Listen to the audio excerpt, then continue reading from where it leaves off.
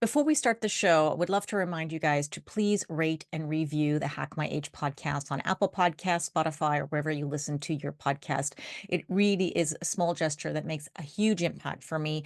It helps the podcast grow and get the voice of women going through the menopause transition heard out there. So thank you for you guys who've already done it. And thank you so much in advance for you guys who are going to do it for me now. So, Mighty Networks is another great thing I'd like to talk about. This is where our biohacking menopause membership group is right now. You can jump in any moment. Start now. We've got an amazing group of people who are sharing, supportive. We've got not only women who are going through the menopause transition looking for information, but we also have some experts in there themselves also helping the other women as well. It's just a great support group.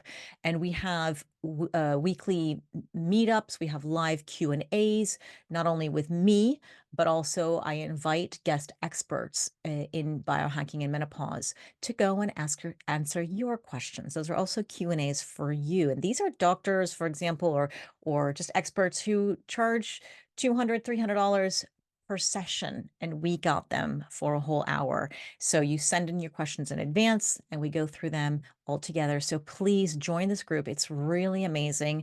We would love to have you there. And it's a great way that I can give a little bit more personalized attention because on Facebook, on Instagram, I get so many questions and I want to help each and every one of you. And it's really hard, but if we do it as a group, we learn from each other and I can really help you there. So please join Mighty Networks Mighty Networks is the platform. Like Facebook is a platform, but it's called biohacking-menopause.mn for Mighty Networks.co, not com.co. So go into that. I have a link in the show notes and you can check it out.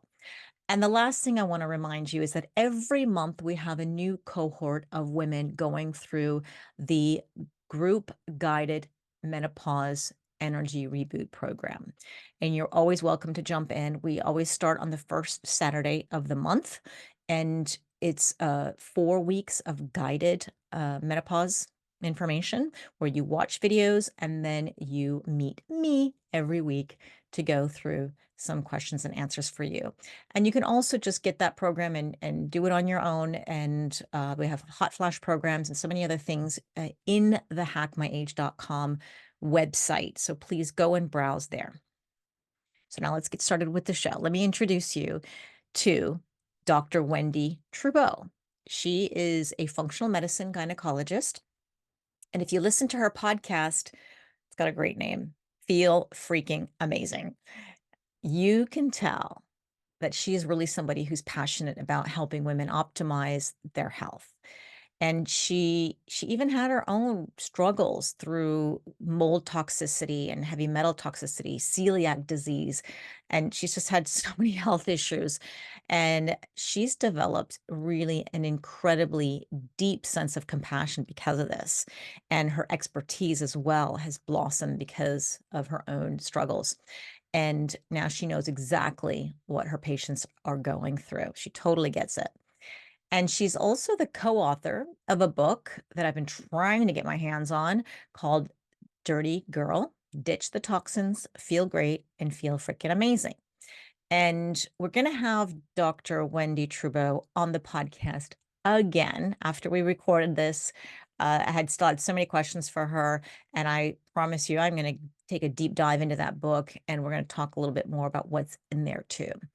So in that book, you can pretty much guess that we're going to talk about toxins and detoxification in this podcast. We cover actually even a lot more than that, but she gives us some really great practical tips. I recommend that you get a paper and pen out because she's going to name brands and things that we can get our hands on right away. So yeah, make sure you get that paper and pen. So you may have also come across some of Dr. Trubow's work before because she's been featured regularly in MindBodyGreen and the Huffington Post. So you probably read her articles out there too. And Dr. Wendy is also on the faculty at A4M. That's the American Academy of Anti-Aging Medicine. And this is an organization that's really always at the forefront of the cutting edge technology and science to really help us live longer, better. And she also gets to speak at these conferences. And now we get to have her on the Hack My Age podcast. What a privilege. So it's really with great pleasure to have with us Dr. Wendy Trubow. Welcome. Thank you. Great to be here.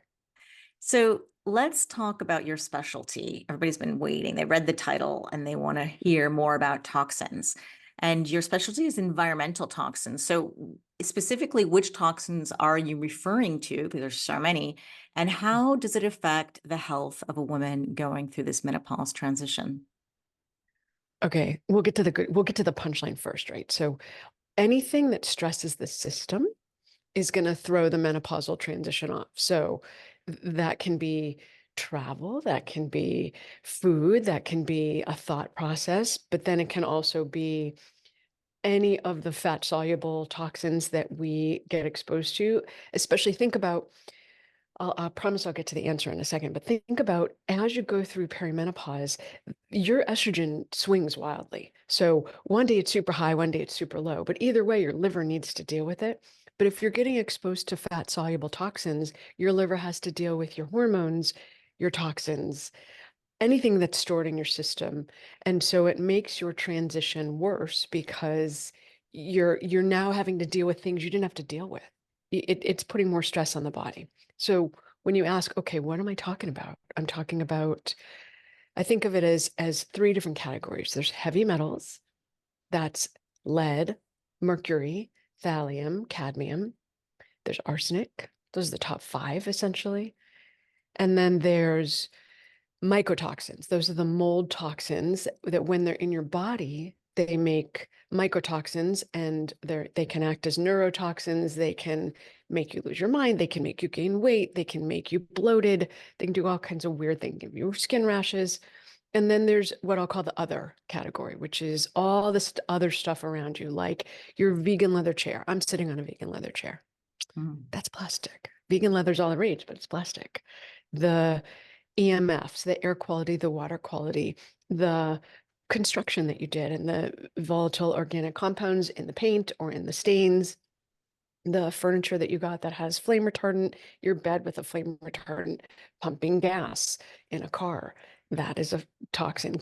Being in a car, there's 10,000 chemicals. So it's all of the things that we do in life, as well as the plastics, the food storage, the artificial colors, artificial flavors, dyes. So it's kind of nonstop and ongoing. It's like we can't breathe and live in this world. And the first part of it is actually when you were rattling off all some of these symptoms that you may be feeling, I'm like, oh gosh, that sounds like menopause or perimenopause. So Mhm. how does somebody know? Is that perimenopause or is this heavy metal toxicity? Yeah, it's hard to know. You have to essentially weed through it to see. So you can say, okay, generally you'll go into perimenopause around 45. But again, that's a bell curve. So then there's people at either end.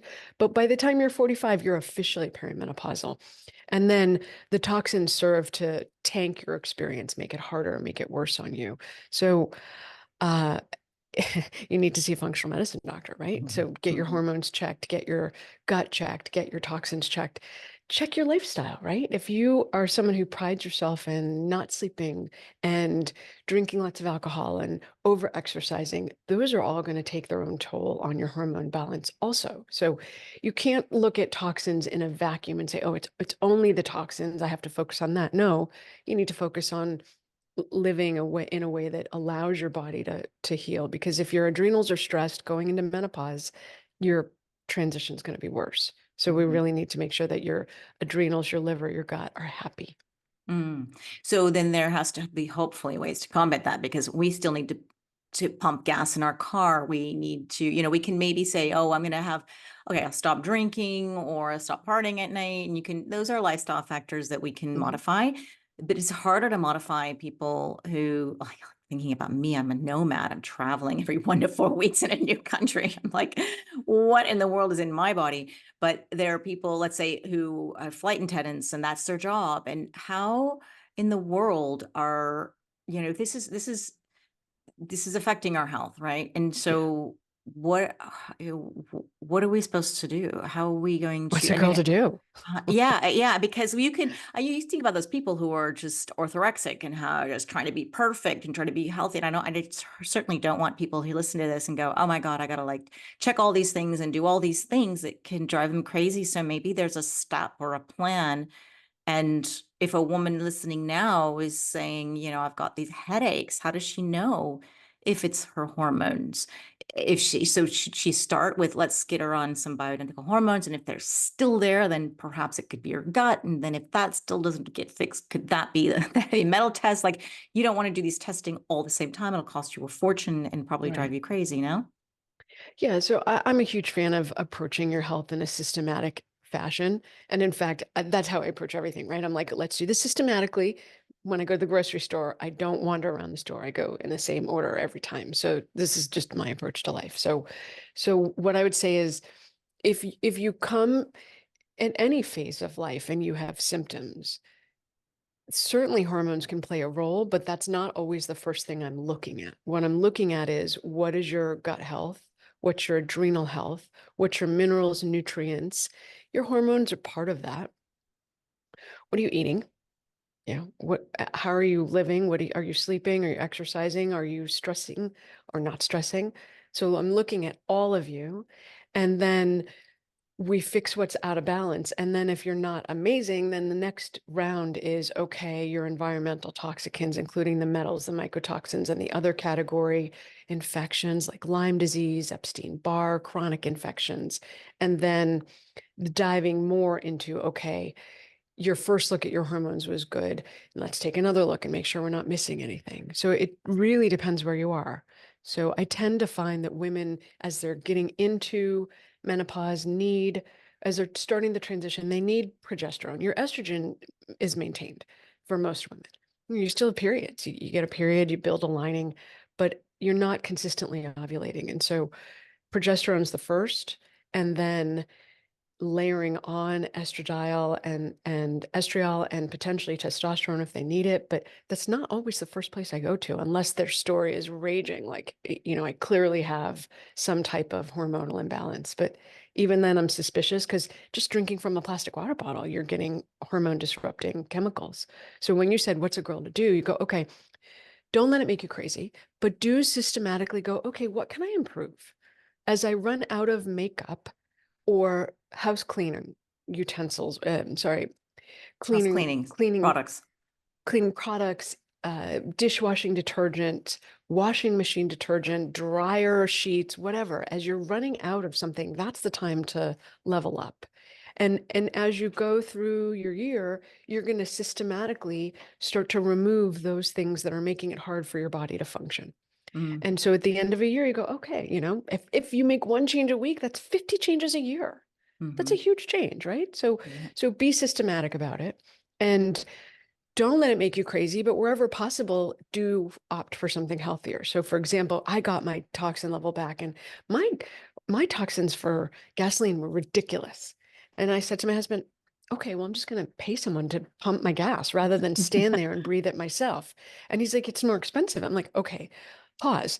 I'm spending so much time, energy, and money getting these toxins out of me that it has to be more cost effective to pay someone to not get it in me in the first place. Hmm. When you sort of think about that. So pick the battles that you can where you can and try to minimize your exposure. Hmm. My family's like, my kid showed up from camp with this hard Nalgene plastic water bottle. They each had one. And I was like, say goodbye to those. I threw them out. My husband's like, those are good for hiking. I'm like, so are the metal ones. He thought I was like evil. And I said to him, he's like, it's more expensive. I'm sorry, more heavier. And I said, we're talking like 3 ounces here. So when Yeah. you're hiking, it's not a huge difference when you look at a very thin-walled metal water bottle versus a plastic one. It's very small in terms of the difference. Yeah. So I got rid of them. They were pretty ticked off at me, but I'm like, we're not keeping those. No, you may not drink from a plastic straw. Like we're gonna go for metal or glass. Yeah, so it sounds like you make those little changes bit by bit, not freak out as they run out, get new stuff. Your makeup looks so good today. So if people are in YouTube, what makeup are you buying then? Okay, so I have three favored brands. Okay, what's on Wendy's list? Okay, so if you go open up my closet, I should take a picture of my medicine chest. Actually, we just redid our bathroom and talk about like make you crazy, right? Because there's things you can't use that there's things that they don't have that are natural. And so I'm like, okay, I gotta let the bathroom off gas a little bit. So we used no VOC paint and uh no VOC glue, but then the grout was difficult to find that was okay. Anyway, so I'll take a picture once I'm in. So the three favorite brands I use. So for skincare, I use Purity Woods, Oh no. not EWG certified, but it's an organic brand. Oh, wait a I second. use You just got Mineral cut off. Fitch's beef tallow. Hold on. Oh, You're gonna sorry. have You to want me to start over? repeat. Yeah, start over. I don't know. We just got cut off. You froze. So Okay, let's start from the beginning. For sure. makeup, you use pure what? Yeah, so there's for skincare, I use Purity Woods. I use Vintage Traditions, which is a lotion, and I use Beauty Counter. Those are the three that I use for skincare. Mhm. And that'll include like, I have this little mole on my cheek and I'm using a thing from Beauty Counter to see if I can fade it. It's like Mhm. 50% less at this point. Mhm. So that's that. And then for makeup, I use mostly Beauty Counter and then Mineral Fusions. Those are Mm. the those are the two brands I use for. So, oh, and then Burt's Bees for lipstick. I like the color. So Oh, they those are make the lipstick. they make Nice. I thought lipstick it was here. lip balm. It is, but it's like that. Oh wow. So It that's the looks one I like a use. And I bought it in like a 4-pack. And so I have one everywhere. My husband's like, why are there Oh, lip glosses everywhere? Um, I love it. It looks so fabulous. yeah, And and they're not, I mean, eyeshadow it's is the same eyeshadow. beauty Yeah. counter. Beauty Counter. So here, I'll close my eyes. I have Beauty Counter Sepia and Ember. And then I lined with the Mineral Fusions. And then everything else is Beauty Counter, basically. So the Okay. foundation, the cover up, the matte powder, so not all shiny. That and here's what I did. I used to, when I would be on camera, I would go and get my makeup professionally done for, the things that are docuseries. And I would always say to them, okay, teach me what you're doing. So I got taught by makeup experts. So after like Amazing. 3 times, I'm like, I can do this. I can do this. Right. And I used to do surgery. I used to deliver babies. I can probably put makeup on. Like a little pep Yes. talk.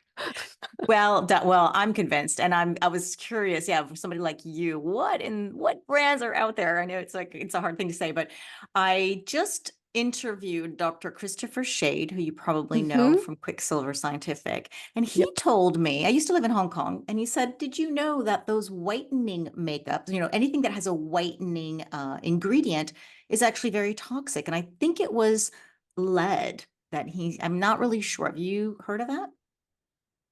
Um, I It's the know that whitening ingredient is the one that's toxic. So stay away um, from that. so the Beauty Counter one I think uses glycolic acid and they Mm, test and I mean they're rabid about the stuff they don't use. yeah.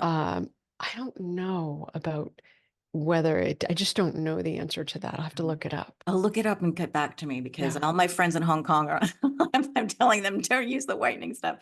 But when you So say whitening, you're not talking about like a spot thing. You're talking mm, about a whole face thing. yeah, usually in skincare, say you have a lotion or a cream or a face cream, the women there, so white is being more white, like Snow White is a uh, social economic status. So you have the whiter the skin, it means, oh, you have an office job and you probably have more money. And so people want to whiten their skin.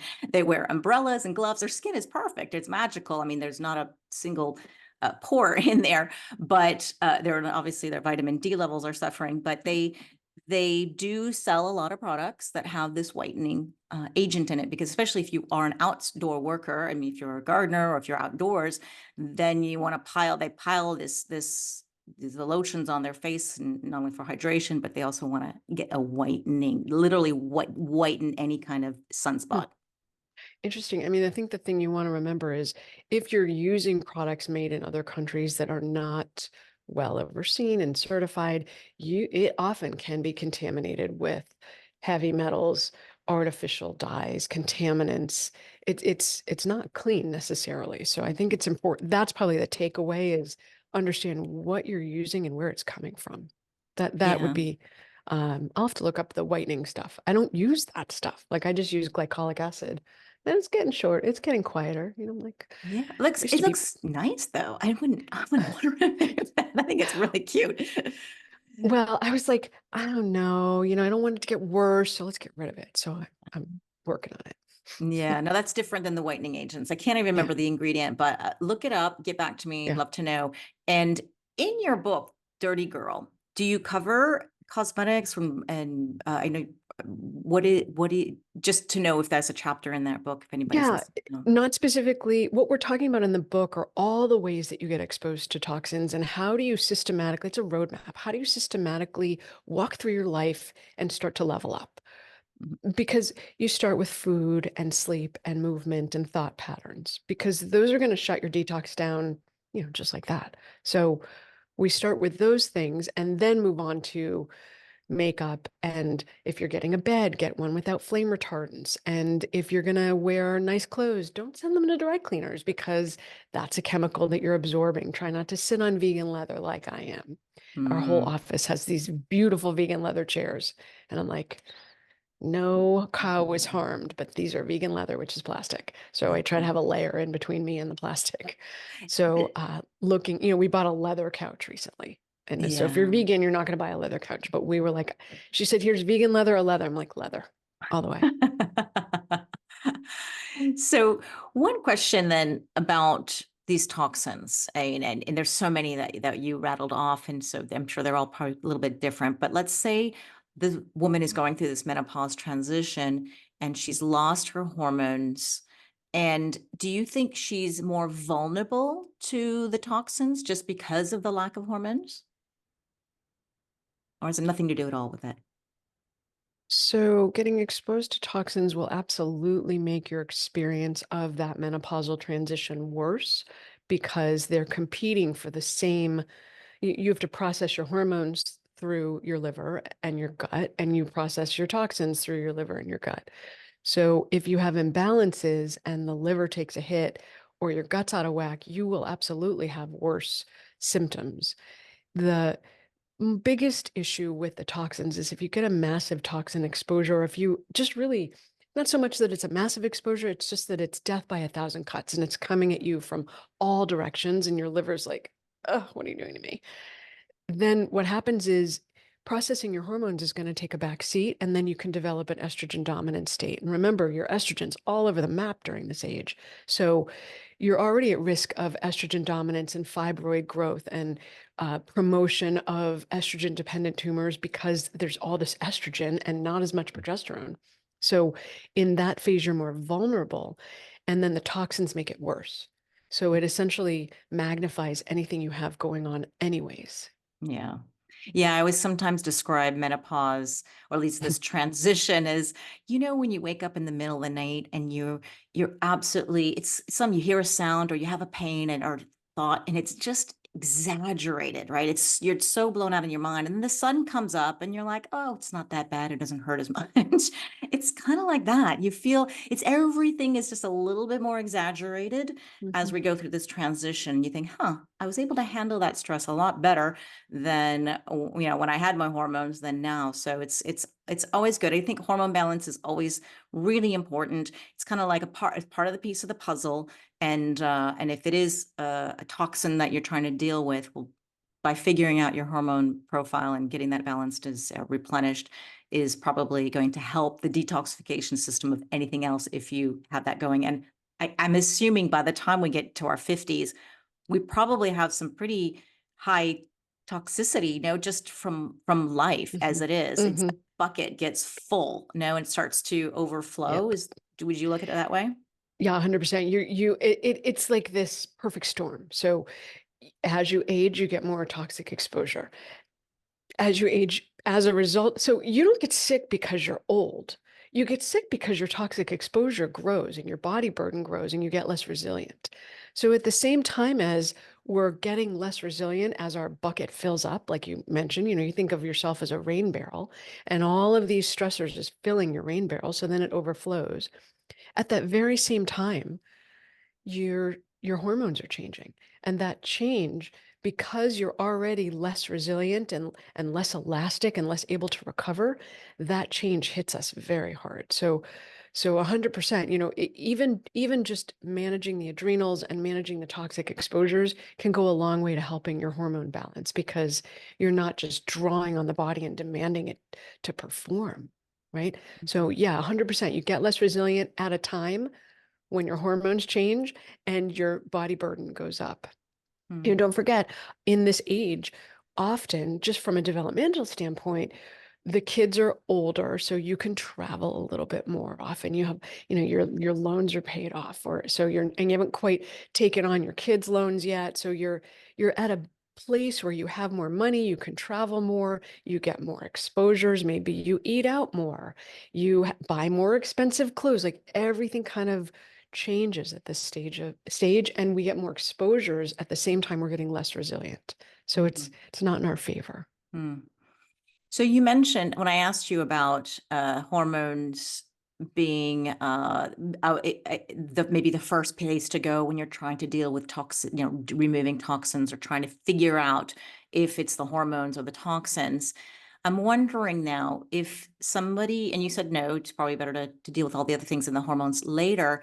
If a woman is working in an airport, maybe with all this airplane Mm. fumes, or an interior designer working with a lot of new furniture, refurbishment of homes and paints and all that, if she were on hormone therapy, for example, having her hormones sort of optimized, do you think that I don't want to say protective, but just would she be able to handle toxins more because they are balanced anyways? Or do you think it's a drop in the bucket compared to what she really needs to do?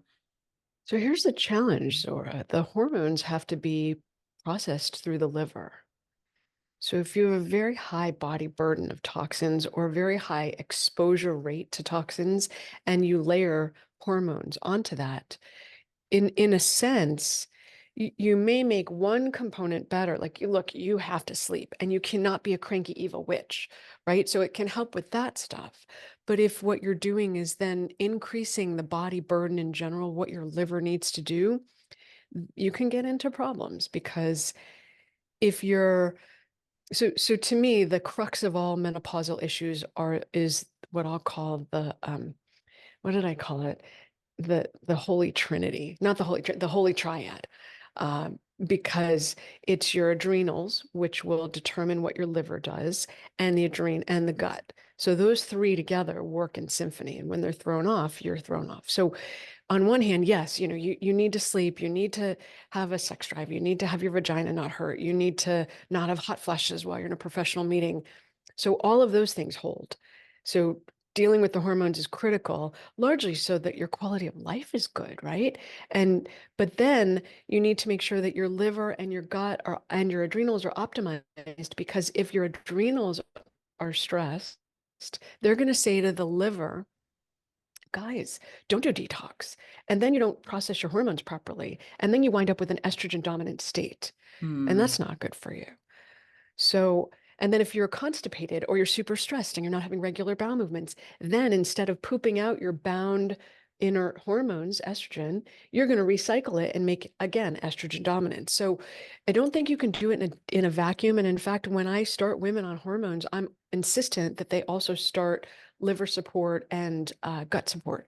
So calcium D-glucarate and DIM are the two things that I pretty much insist my patients take, because I'm like, it's not enough to take hormones. You have to make sure that those hormones are going to be properly excreted, so that we don't create an estrogen dominant state by giving you estrogen that's then improperly processed. So going back to the adrenals, if you look at that hot mess of the adrenal form, there's two major pathways. One pathway is fight, flight, or freeze. Your body makes cholesterol, then you turn it into pregnenolone, and then it becomes cortisol, cortisone, and aldosterone. That's life or death. You're going to maintain that at all cost. But if you have anything left over, you're going to head down the DHEA, testosterone, estriol pathway. And so, in a perfect world, if your liver weren't super stressed and you weren't super stressed and your body functioned and you weren't getting deluged, in theory, when you start this transition, your adrenals would pick up the slack and make what's missing, in theory. In reality, most of us don't have enough bandwidth or resilience or elasticity left by the time we hit that phase. So the adrenals are like, what are you doing to me? I cannot Mm. pick up the slack. So for some women, even just starting with, let's get your adrenals supported, that can help with night sweats. If you have only night sweats and no day sweats, that's an adrenal issue. That's not a female hormone. That's an adrenal problem. Mm. That's your adrenals saying they're completely tapped out. So I think there's a lot of layers here, Zora, and I think Yeah. hormones can be helpful, but as long as they're managed properly, because they can also be harmful if you take them but don't optimize the excretion pathways.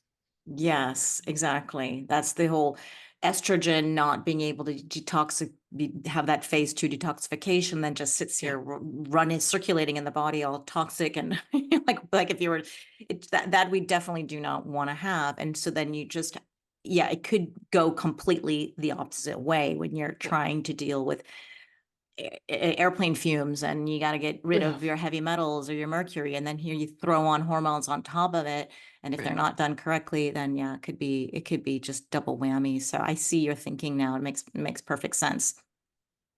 So so you talked a lot about the most common types of environmental toxins, which it sounded like they were the mercury and the stuff coming from plastics and from our makeup and from paint and refurbishing. It was almost like the gasoline station. It can't be, it's really hard to avoid. But what would you say are the top three that we need to be most aware of? And then how can we lower our risk of exposure to those three? That's not a fair question, Oh, I right? know. But okay, A let me try lot. to do. Okay, Oh, you can do more. so You can do more if you I want. know, right? I'm like, they all matter. So Yeah. let's start with mycotoxin, mold. One out of every two buildings has had water damage in the United States, and in other countries and other places where that are prone to flooding and don't have as good of an irrigation system developed, it's even higher. So I think mold is tremendous, and remediating it, ensuring adequate water flow, ensuring irrigation is proper, getting rid of it from the house or the building, and then getting rid of it from our bodies. That's huge. Mhm. And then I would say probably, it's interesting. I'm waiting for studies to be done and then come out because when in the United States, there's been a spate of wildfires. And when wildfires burn, the pine needle trees, they burn too. But those trees are responsible for sequestering, holding mercury. And when they burn, they release the mercury back into the environment. It gets airborne, but it's heavy metal, so it falls back to earth pretty quickly. And then it winds up in our land and the ocean, and then the fish take it up, and then we eat the fish, or then we eat the food that's grown on the land. So I think mercury is pretty high up there because fish and fillings, most people don't have mercury fillings put in any longer, thankfully. They've turned to composite. But if you look in your mouth and you have a silver filling, so basically if you're over 40 and change, that's around when they stopped putting them in, was around 40 years ago. So if you're over 40 and you have a filling and you look in your mouth and it's silver, that's 50% mercury. And it never stops off gassing. Chew gum, drink, brush your teeth, grind your teeth, whatever, you're releasing mercury into your system. So I would say if you have mercury fillings, get them taken out safely with a biologic dentist, not just anyone. And then probably the third category would be the category that I'll call plastics. But that's a massive category. That includes the Teflon coating on our pots and pans. It includes the plastic we're drinking from and store our food in. It includes the plastic PFAS. It includes the things that make our clothes stain resistant. It's just this massive category. So I would say it's everywhere. It has shown to be endocrine disrupting. What does that mean? It means that it looks like your hormones, it acts like your hormones. You have to process it like your hormones. It binds to your hormone receptors tighter than the hormones do, so it displaces your hormones. And it generally acts as an imp, like it just Mhm. generally acts poorly. So plastics would be the third category that I would say. But there's so many more things. It's just that if I had to pick three, I would pick those. So the mold I can get, I understand you probably feel it, smell it, you probably know it. You can even test it with a kit, and then you get rid of it out of your space and deal with Yeah. it, hopefully. The second one, you said Mercury. Many people may not know they have Mercury toxicity. And so that one, you can say also, okay, get rid of your feelings properly. And then don't eat so much fish or seafood like me. I Mhm. have I have major Mercury toxicity right now. Just found that out. And so I'm lowering that. But so what does somebody do in terms of, yeah, if they find out that like me, they have this high levels, how do they get rid of it? Because it's not like, oh, just stop eating fish and it goes away. Or does it? Right. So there's Okay. things you can do on your own. So let's talk about the things you can do on your own, and let's talk about the things you want to do with a provider, right? Mm, There's lots of stuff you can do on your own. So first off, certainly getting rid of the intake helps. It doesn't help 100%, but stop filling up your pump with toxins. So fish and fillings are the two massive forms of mercury. And let's use this for all of the toxins. So do your best to avoid exposure to them.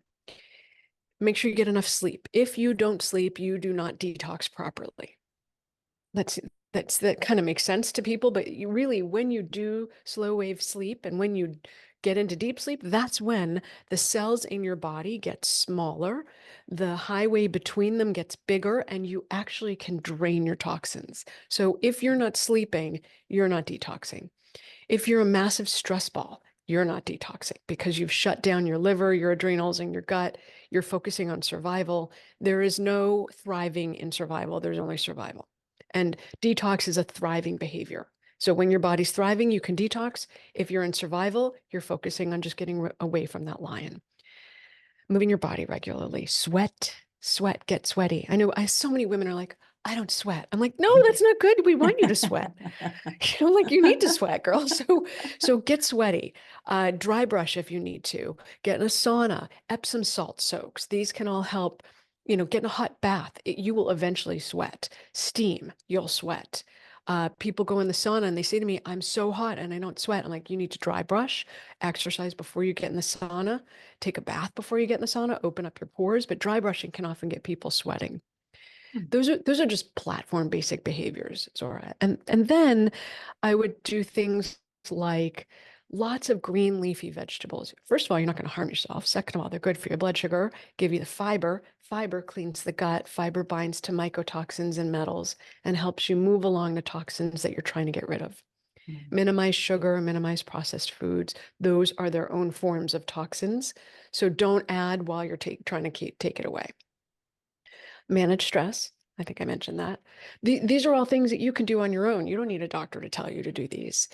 You can take chlorella, you can take spirulina, you can do fiber, you can take N-acetylcysteine and glutathione. All those things you can do without harming yourself.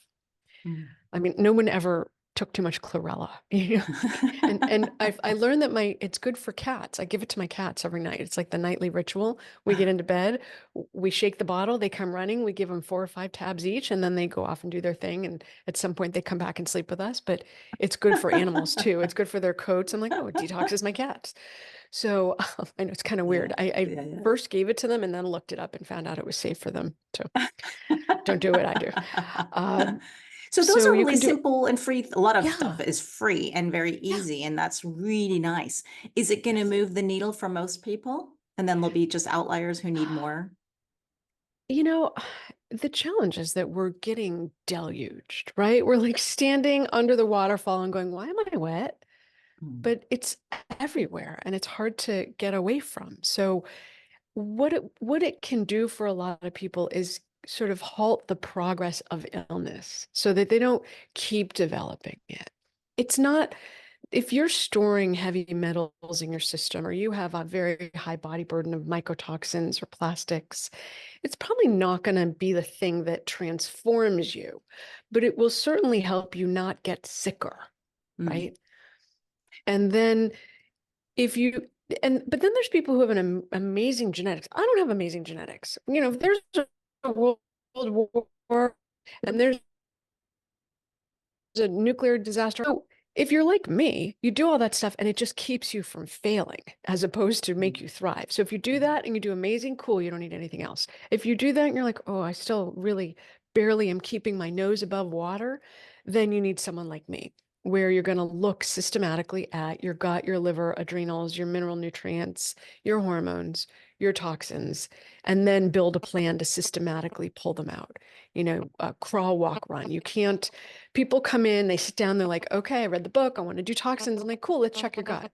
Mhm. They're like, why? Why are we checking my gut? I'm like, well, if your gut's not working, it doesn't matter if we pull all these toxins out, but then your gut recycles them. Like, let's make sure your gut's working first. So you do need to take care of the basic systems before you can do detox. Detox is a higher order Mhm. behavior, and you have to deal with the foundations first. That makes perfect sense. It makes perfect sense. And I'm assuming that this protocol that you just rattled off, all these things we could do, is the same thing for the mycotoxins, same thing for the heavy metals, and for the plastics, or because it's, Kind of. I Yeah, mean, it's kind of. as a foundation, and then after Oh, as that, a maybe you foundation, more. absolutely. Yeah. Yeah. Yeah. There's definitely specifics to go for each of them, but as a foundation, all of that works for all of the toxins. And then Mhm. obviously don't fill it up. Get rid of the plastic, get rid of the Teflon, get rid of the stain, stain resistant clothing, get rid of anything you can that that is going to work in your life. You still have to live in the earth. Mhm. So what if they say they get rid of it? They've done that. So what is there something that you would recommend they do, whether it's taking a supplement or seeing a doctor or doing some kind of a protocol, an advanced protocol for the mycotoxins, the heavy metals, and the plastics? Like, what's the next step? Yeah, you got to test it. You need to know what you're Mm. dealing with. Okay. So there's things that anyone could do. You're not going to harm yourself with glutathione, N-acetylcysteine, fiber, chlorella. You're not going to harm yourself. Those are Mhm. those are gimmies, right? But then if you say, okay, how much do I have in my body? What am I actually dealing with here? So that's where testing comes in. So you test for heavy metals with both a baseline test, it's all urine, test a baseline test just to make sure you're not getting an active exposure like the kids in Flint, Michigan. They're getting Mhm. an active exposure to lead. So make sure there's no active exposure and then do a provoked test. This is why you need a doctor because you can't do a provoked test without someone prescribing this for you. And that pulls the metals out of where it's stored, your fat, your bones, your organ. Okay. So that pulls it out and then you pee it out. And then you test the full range of environmental toxins. Do you want me to tell brands or do you want me to stay away Yeah. from that? Yeah, no, definitely brands. I mean, I'm assuming this is on the US. So for the listeners in Europe and Asia, I'm not sure if I'm they're not going to be sure. able to get a hold of it, but yes, let us know. I'm not actually sure about that. I'll have to check. I don't Mm. know. Doctor's Data is the company that we use for heavy metals. And then we use Great Plain Lab for, which is now Mosaic. They changed their name, they got bought out. So we use them for mycotoxins and we use them for environmental toxins. And it's beautiful reports, it's easy to read. I'm sure there's other countries that have different testing capabilities. So I would work with a functional medicine doctor to find them. Mhm. And what we're looking at is what's the highest priority here, right? If we do, and you don't have to do all the testing at once. It's not like you're going to spend. You could spend $1,200 and do all the testing, or you could break it up and do only heavy metals or only environmental toxins or only mycotoxins, and really focus your attention on one. Then there's pros and cons. It's more expensive to do it up front, but on the other hand, you get the full picture and then you understand what are you dealing with. So you Mm. can craft a plan that pulls some of the metals out and some of the mycotoxins out and there's synergy. So what you're doing is covering both, right? Then Mm. you're like, oh, you know, I'm covering everything. By the way, you can also do cilantro extract. In fact, you're not going to harm Mhm. yourself with that. So there's a lot of Mhm. stuff you can do on your own, and then with the provider, you're going to craft a plan. You're going to be systematic, and you're going to either go for everything or you're going to hit the highest issue first, and then when that's done, you're going to go to the next one. Mm. How do you test for plastics? Like, what's the plastic load in the body? Yeah, so it's through we are using the Mosaic test, the Uh, environmental toxins profile. okay. And you can also use, I think US Biotech might actually ship to other countries. Mm. They also have a look at plastics and Mhm. phthalates. And so you can just look at the body burden there. and it's low, medium, or high. Mm, interesting. And then that would have a separate protocol, completely, because like when you say cilantro or the spirit the chlorella, then I'm thinking my brain is in the heavy metals. I'm not sure about the mycotoxins, Mhm. but would that also work for the plastics, or is that they got to take those people have to take something else completely? Yeah, typically different for the plastics. Mhm. So but N-acetylcysteine, B complex, glutathione. The nice thing about the environmental toxins is they respond to almost the same things that the mycotoxins and metals do. So if you're crafting a plan for those two, you're covering most of the environmental toxins. So that's really nice. Mhm. It's basically about improving the liver's ability to detoxify. So improving uh, think about what it needs in phase 1 and phase 2. It needs the B vitamins, it needs glycine and glutathione and methionine, and it needs all of these substrates. So if you're supporting phase 1 and phase 2 in the liver, you're going to get rid of your plastics. Mhm. If you're sweating and you're moving your body and you're not filling it up, right? You get rid of the plastic water bottles. Those cases of plastic water bottles are like nails on a chalkboard for me when I see those cases. And we were in Peru 2 years ago, and all we Mhm. did was drink from plastic because there's not a functioning water system there, right? You cannot drink the water. But I said to my husband, I'm going to hell for this one. Like, all I'm doing is drinking plastic. And I'm like the detox queen. And here we go. And I'm going to hell. And he's like, you're going to be fine, honey. Because and then I ended up getting traveler's diarrhea anyway. And I was like, well, here we go, Well, it all comes out. Well, right? then you got to hack it, right? This is Yeah, offsetting, and that's what biohacking is about. Is like during those situations, let's maybe double up on the glutathione or NAC, or start sweating, exactly. exercising. Let's climb Machu Picchu while you're there. I guess that's the Exactly. way to best support it. It can't be perfect, but maybe you can offset a little bit by doing some of the other things that you mentioned. And it's a Yeah, temporary thing. It's not like you're exactly. right drinking out of But, plastic I bottles all was like, the oh my time. God, all I'm doing is drinking from plastic. But on a daily basis, don't do that. Do that Yeah, as a, like, you don't have any choice. You do yeah, it, but not yeah, because you're choosing to. yeah, exactly. Okay, good. All right. So let's move on to bust some myths about toxins. What are the myths you just wish would die?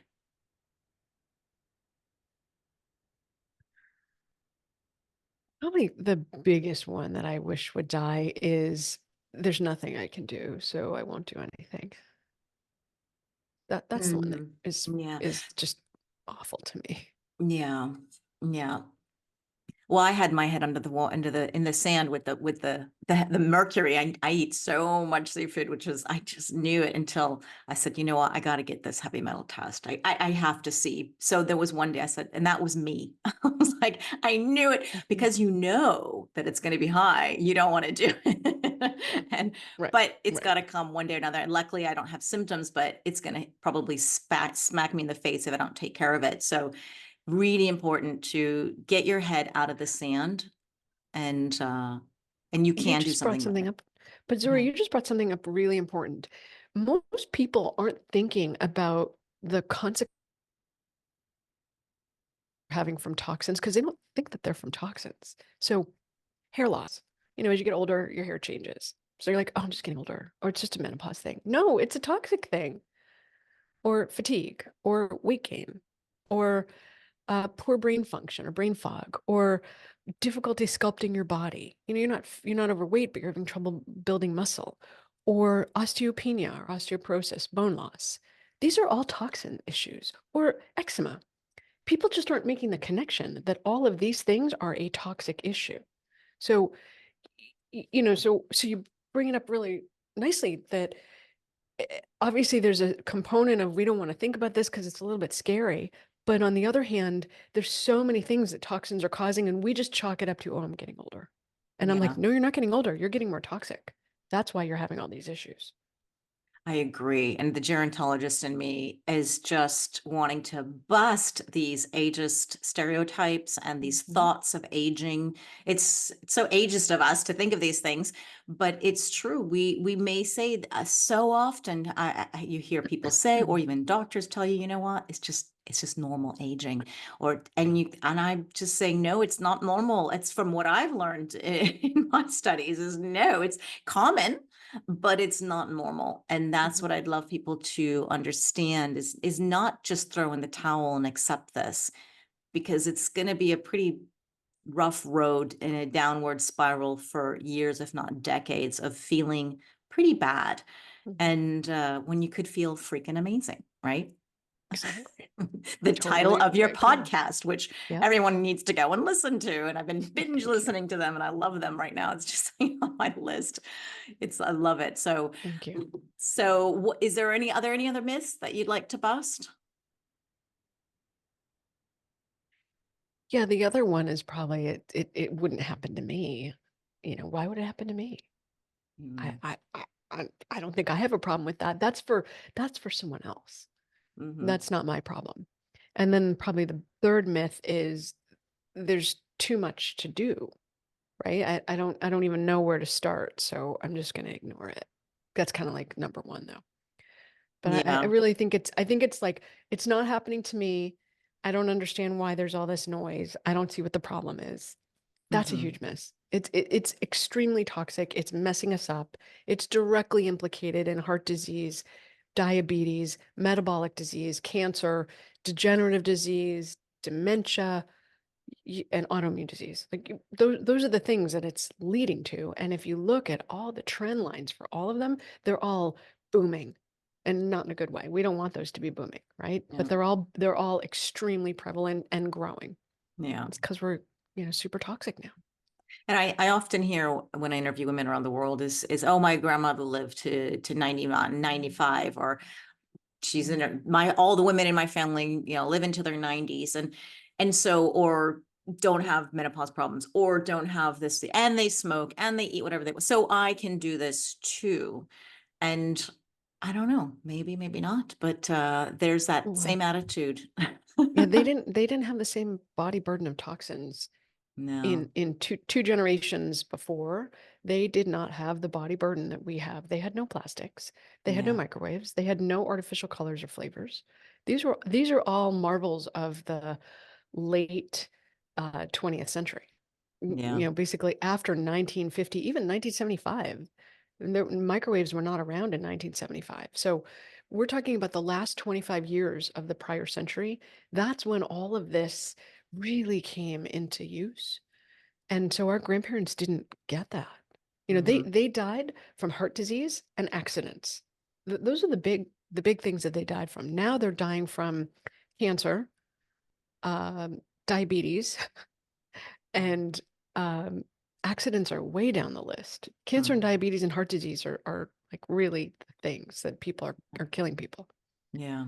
Yeah, cancer and heart disease are the big ones, and women just as much as men in that heart disease category, because Hmm. when I grew up it was, oh, breast cancer, let's all be afraid of breast cancer. And you're like, well, it's almost double the amount of women dying from a heart attack, and you just never made that association. So I love to do podcasts on heart disease and bring this awareness, but there's so many other things. And I know I have to let you go in like 5 minutes. So there's two questions. I want to talk about your book, and I also want to talk about if there's any special diet or nutritional pattern that a woman going through this transition now should try to correct any chemical or nutritional imbalances that are making her sick. And if you answer that question, we have to make it super quick because I want to hear a little bit more about your book. Okay, let's start with that one first. So I don't think that there's any one eating plan that's good for everyone, but I will say that there are common themes that run through it. So minimally processed, looks like itself, no artificial weird stuff that makes it stay on the shelf longer. So preservatives, colors, flavors, you don't need that stuff. And then when you look at your plate, most of it should be something green and leafy in the cruciferous brassica family. And then a small portion should be starch, and then a small portion should be protein. And uh, and then within that, some people need more protein and more starch, and everyone's different, but that your plate generally looks beautiful and that you can identify where it came from and what the ingredients are, so Mm. that it looks like itself in life. So I'll say that about food. Eat food that's real, not too much. That's Michael Pollan, eat real food, not too Yeah. much. Yeah. So And mostly what Michael plants Pollan? too. I love that Yeah, quote he says. I use that all the time. yeah. Love it. It makes it simple and easy. And the So cruciferous vegetables help you process your hormones properly. So there's yeah. really benefit to eating your way to health.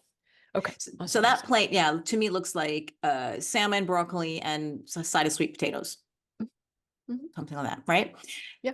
So easy, and that sounds delicious. So I'm really bummed I didn't get a hold of your book in time, and I wanted to take my own deep dive into it, and so I'd know what's in it to talk to you about it. But why don't you go over some of the things that you cover in that book, and Sure. why should we get it? Sure. So the book is meant to be a roadmap for you to start cleaning up your life and giving you back the tools to clean up your life. So it's not like some doctor out there has control over your health. No, you have agency and control. And here are the tools that you need in order to take back control. What do you need to pay attention to? What would we recommend you work on? How do you start to clean up your life?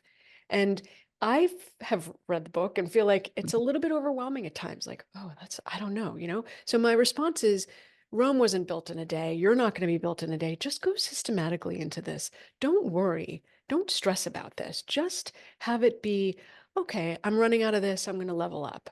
Or I'm buying something new, so I'm going to level up. Whenever you're in a purchase moment, that's the time to pay attention to it. And the book is meant to guide you so that you're like, oh, I didn't even think about that. There we go. So it's meant to be sort of your companion as you clean up your life, clean up your water, clean up your makeup, clean up your clothing, clean up what you're cleaning your house with. All of that systematically clean it up. And the book's meant to be the roadmap for that.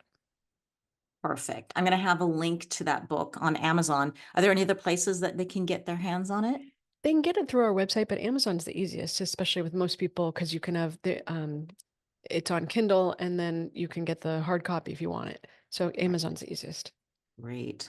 And Yeah. if someone wants to work with you for detox support, can they do that? And where should they go if they can? Yeah, our brick and mortar, we have two locations in Massachusetts, and that's fivejourneys.com. We take insurance, we have a membership practice, and my farthest patient is from Abu Dhabi. I've had a patient from Riga, Latvia. We've had patients from all over the world. And typically the first visit you make in Boston. So I do that, not in the middle of winter. And Mhm. then we can do the rest of the visits remotely once you establish care face to face. So we do really we do everything. So that would be at fivejourneys.com. Fivejourneys.com. I'll have a link to that also in the show notes. And so wonderful. So you can do telemedicine where people don't need to actually go in to see you first, or they do need to see you first in Boston Yeah, so we if they're sometimes will offer abroad. group programs. We have group programs abroad that we offer periodically, a couple times a year, and that's designed to help you clean up your life, but it's not medical advice. So it's not specific to you. We're not doing the same testing. So it just depends. But that is a way for people to participate and not be part of the practice, but it's limited. We don't offer it that often. Mhm. Okay, great. Well, I'll have links. Anyways, people can go to the website in search and contact you. I'll have links to the book, The Dirty Girl, and then your podcast, of course. People should go start listening to that. Feel Freakin Amazing. Facebook, Instagram, Twitter, YouTube, LinkedIn. I have all of that in Thank the you. show notes so they can reach out to you and learn more. And before I let you go, do you have any last words for a woman going through the menopause transition?